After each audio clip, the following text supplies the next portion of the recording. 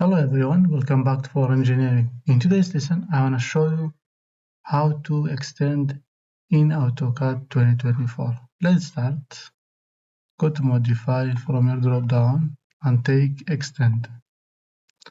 In AutoCAD 2024, by default, you can extend easily like this from this point to the first boundary, only by left-click.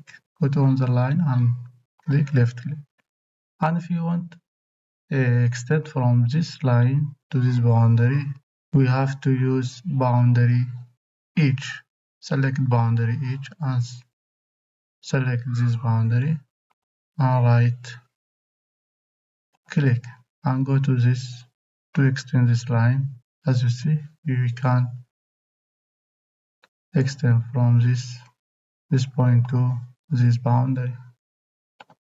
Also, if you want to extend from here to this line to this boundary, take extend and use boundary edge. Select this boundary and right click, go to another line. As you see, you can extend from here to this boundary. Thanks for watching, guys.